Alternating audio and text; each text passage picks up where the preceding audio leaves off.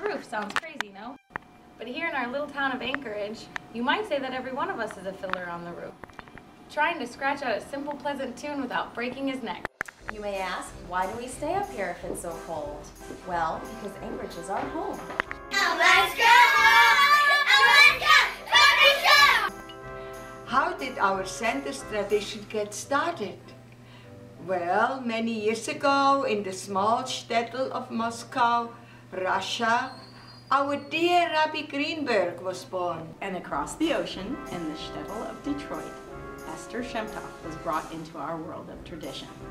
They grew up traveling the world, Israel, Australia, New York, you name it. Then in 1989, these travelers were brought together and they were married. Due to their love of traveling the world, it was no surprise that God had a special corner of the world just waiting for them. And in 1991, they were off to join the frozen chosen of Alaska.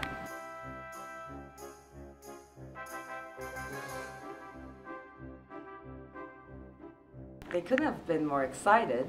After all, they've heard so much about the greens of Alaska, they figured they'd be living in the lush tropics. But oy vey, were they in for a shock? They moved into a little log cabin on the 26th Avenue and started encouraging Yiddishkeit in our little Alaskan shtetl. What did they do in that house God gave them? Ha! What didn't they do? Preschool, holidays, classes, bat mitzvah, bar mitzvah, Gan Easy, Shabbos meals. It's amazing it's still standing.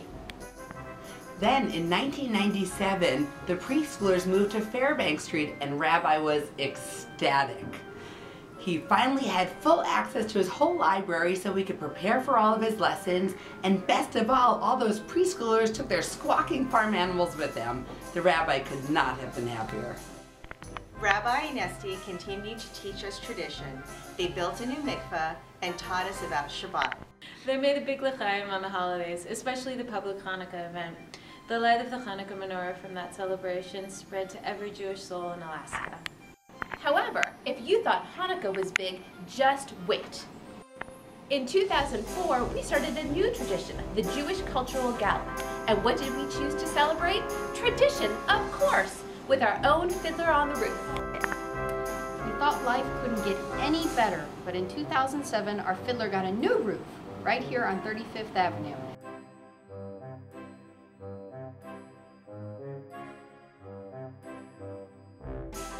Alaska! Alaska! Traditions! Alaska! If I were a rich man, yabby dibby dibby dibby dibby dibby dibby dum.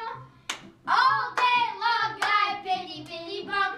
If I were a wealthy man, I wouldn't have to work hard. Daddy diddle diddle diddle diddle diddle diddle dum. If I were a bitty bitty rich, I'd diddle diddle diddle man. Hey!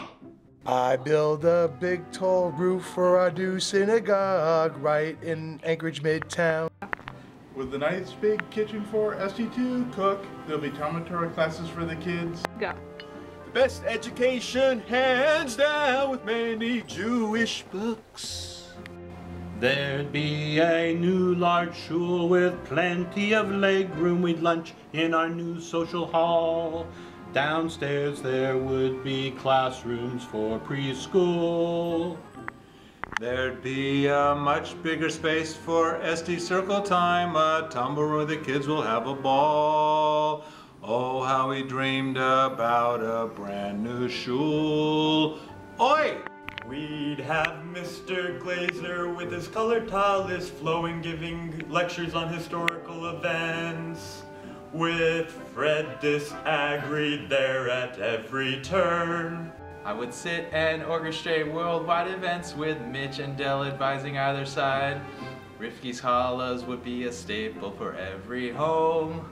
We'd have a huge minion every Friday night, a children's performance every week. We'd all have great big beards like dear Boru. Dove would design the best Ark and Bima ever seen. Mark would heal every sickness in our shul. And Jim would fix our tech just not on Shabbos.